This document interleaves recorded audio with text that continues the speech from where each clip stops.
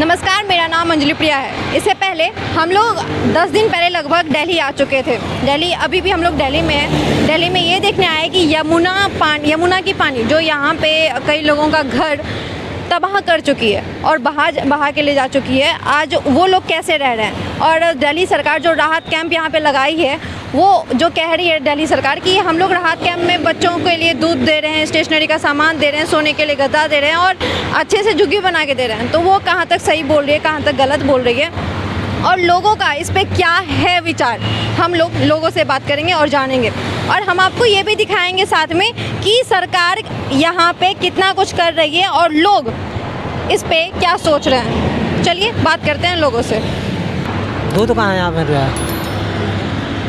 कुछ नहीं मिल रहा है यहाँ पर क्या, ये सरकारी खाना का तो नहीं है, ये लोग के हैं, ये तो प्राइवेट आदमी है, तो सरकारी खाना नहीं आ रहा है यहाँ। सरकारी खाना नहीं आता आपके पास? कभी आ जाए तो एक टाइम आएगा, नहीं सरकारी खाना। कुछ लोग कह रहे हैं 2 टाइम, कुछ लोग कह रहे हैं 1 टाइम। कितना टाइम आता है खाना? वो आएगा, सुबह वाला आएगा 1 बजे। 1 बजे। उसके बाद फिर आप पूरा परिवार कैसे खाते हैं? मतलब एक लोग आ रहे हैं बांटने। और अगर काम धंधा करते हैं, काम धंधा चल रहा है अभी नहीं चल रहा है, काम धंधा नहीं चल रहा है। वॉशरूम सब, शौचालय सब यहाँ पे नहीं ये कुछ नहीं है। लाइट का तो उनकी सुविधा नहीं मिली, हमारे तरफ तो लाइट भी नहीं मिली है रेनीवेल के पास। गर्मी में मर रहे हैं हम लोग, न रात को नींद है न कुछ है। छोटे छोटे बच्चे के लेके रहते हैं अंधेरों में, खाना पीना मिल रही है टाइम से, बस लाइट की दिक्कत है। लाइट है, लैट्रिन बाथरूम नहीं है, सबकी सुविधा है नहीं, लैट्रिन है न कुछ है। अच्छा एक बात बताइए, यहाँ पे जैसे आप लोग नहाने वहाने के लिए फिर कैसे? तो ऐसे घेर घार कर नहा लेते हैं, खाट को खड़ा करते हैं, नहा लेते हैं। अब क्या करें, लैट्रिन बाथरूम जाना हो तो जंगल में जाना पड़ता है। तो मतलब ये जो झुग्गी बना के दी है सरकार, तो इसमें पानी का वो बारिश का पानी भी आता जाता है? हाँ आता जाता है। तो मतलब दिक्कतें तो होती होंगी, मतलब परिवार के साथ रहने में? और दिक्कत तो होती होगी। तो जैसा कि आप यहाँ देख रहे हैं, यहाँ पे झुग्गी है जो दिल्ली सरकार ने बनवाया है और यहाँ पे लोग अभी फ़िलहाल यहाँ पे है नहीं कोई। आप देख सकते हैं यहाँ पे बारिश की पानी का भी बहुत ज़्यादा प्रॉब्लम है। मतलब परिवार अगर बहुत बड़ी है तो भी इशू हो सकता है। हम कुछ लोगों से बात करेंगे। नमस्ते भैया, यहाँ पे आप कब से हैं? हमें यहाँ होगा 10 दिन। 10 दिन हो गए। तो 10 दिन में यहाँ पे मतलब कि क्या सब व्यवस्था है सरकार जो व्यवस्था थोड़ी बहुत सही है, लेकिन व्यवस्था तो सही नहीं है बिल्कुल भी। अब देखो, अब एक बीमारियाँ फैल रही हैं, आंखों का फ्लू जो है फैल रहा है। देखो इतना बुरा हाल हो रहा है, आंखों में इतना पानी जो है निकल रहा है, मेरी भी जो है निकल रहा है। एक बीमारी नहीं चालू हो गई है, आप यहाँ से उधर के लिए साइड के लिए जाओगे ना, सबके आंखों का फ्लू हो रहा है इस समय। कोई देखने के नहीं है, कोई भी कुछ नहीं है, देख रही है कुछ नहीं दे, मतलब देख रही ज़्यादा कुछ जो नॉर्मल आम लोग हैं जो वो कुछ जैसे समोसे बांट जाते हैं, रोटियां भी दे जाते हैं। नॉर्मल लोग दे रहे हैं, सरकार तो बहुत कम देती है, वो भी चावल। सुबह सुबह चावल दे गई, शाम को कुछ और दे गई, वो भी सबको नहीं मिल पाता, कुछ को जो है मिल पाता है वो।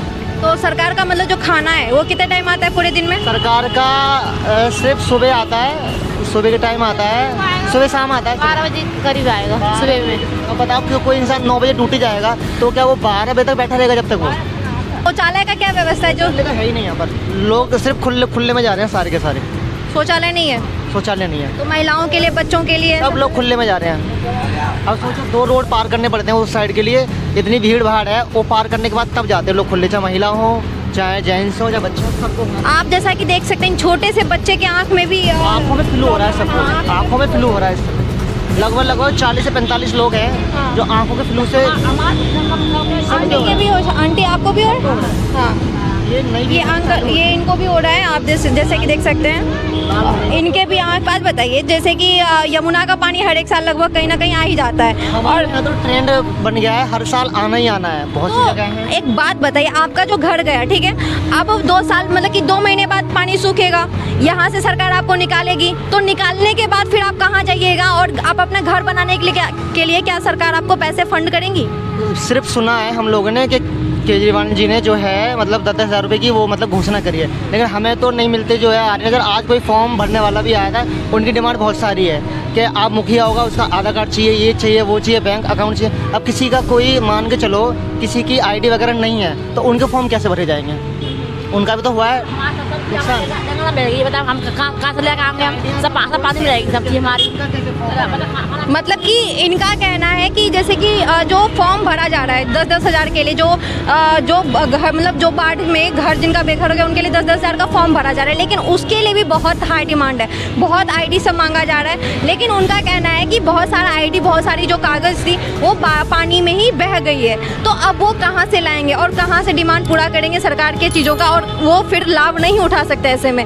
उसके अलावा ये बताइए कि जब मतलब बाढ़ ये ख़त्म होगा, ठीक है, तो आप अपना पैसा लगा के वापस से घर बनाइएगा या सरकार देगी? सिंपल सी बात, अगर सरकार पैसे देगी तो हर एक साल कैसे होता है? हाँ जी, मतलब और इससे पहले आप रहते होंगे? पहले तो हम लोग अपना ही पैसा जो है लगाते थे। हम लोग हर साल मैं जब भी बाढ़ आती थी यहीं पे मेरा मतलब यहीं पे हम लोग जो रुकते हैं, हर साल हम लोगों ने ही पैसा जो लगाया। सरकार ने आज तक कोई रुपया नहीं दिया है, 1 रुपया नहीं दिया। हाँ, कभी कभार थोड़ी सर्विस अच्छी मिलती है, लेकिन वो भी 1-2 दिन, जब तक लोग यहाँ रहते हैं, जब तक पूरे हर समय नहीं मिलती। कर सकते हैं अगर जिधर से पानी आता है अगर वो वहाँ बांध लग जाए तो ये है, अगर ज़्यादा पानी आएगा तो उससे रुकने के चांस ज़्यादा हैं। अब इतना हाई पानी आया अगर वो, क्योंकि वहाँ की मिट्टी धुल गई है, अब आने वाले समय में और जल्दी पानी आएगा। अब क्योंकि धार वाला पानी वो मिट्टी तो लेके आता ही है, अगर अभी से वहाँ बांध लगना चालू हो जाए तो आगे के लिए बचाव मुमकिन है। तो ये प्रॉब्लम यहाँ पे एक नई बीमारी, मतलब कि बाढ़ आया, सरकार जो भी उनको काम करना था वो अपना वादा तो पूरा किए कि मैं ये कर रहा हूँ, मैं वो कर रहा हूँ, लेकिन लोगों से यहाँ पे आने के बाद पता चल रहा है कि वो बहुत, एक तो गंदगी में रह रहे हैं, दूसरी बात यहाँ पे बहुत छोटे छोटे बच्चे हैं, सड़क है, सड़क पे कभी बच्चे चले जाए तो दिक्कतें हो जाती है। उसके अलावा इन्हें शौचालय के लिए भी जंगल जाना पड़ता है, 2 सड़क को पार करके जाना पड़ता है, खाना भी 2 टाइम आता है जिसमें कि कभी 12 बजे आता है, न तो वो जो लोग काम करने जाते हैं 9 बजे वो खाना नहीं खा पाते हैं। खैर, उसके अलावा भी बहुत सारी दिक्कतें हैं कि बच्चे चोरी का भी अफवाह फैला है। इस समय तो कम है, पिछली बार जब बाढ़ आई थी उस समय ज़्यादा थे, 1 आध बंदा हम लोगों ने पकड़ भी लिया था, उसमें बच्चा चोरी का ज़्यादा हुए थे। मतलब कि कम है, कम है मतलब कि है, कम है मतलब है। अगर उनको मौका मिले तो बच्चे चोरी हो जाएंगे, क्योंकि हम लोग बच्चों का बहुत ध्यान रखते हैं। तो यहाँ पे तो मेन रोड है, उसका भी हम लोग को ध्यान रखता है, क्योंकि बच्चा तो बच्चा होता है, चला जाएगा, तो हम लोग बहुत ध्यान रखते हैं छोटे बच्चों का। ये लाइन और उसमें खड़े लोग कोई स्कूल में पढ़ रहे बच्चे नहीं हैं जिन्हें मिड डे मील मिल रहा हो। ये वो लोग हैं जो हर साल अपनी ज़िंदगी के 2-3 महीने यूं ही खाने के लिए लाइन में लगकर गुजार देते हैं। दिल्ली में हर साल यमुना का पानी इनके घरों को उजाड़ देती है, ताकि सरकार किसी साल तो इनके लिए रहने की व्यवस्था पक्के घर में करे, पर ऐसा संभव कहाँ। 21वीं सदी में देश की राजधानी में रह रहे लोगों की हाल ऐसी है कि वो खुले में नहाना या शौच या एक टाइम खाना खाकर किसी अनजान फरिश्ते की राह देखते हैं जो इन्हें कुछ खाना दे सके। ये हाल 1 या 2 परिवार की नहीं, ये हाल सिर्फ इस जगह मौजूद 500 परिवार की है।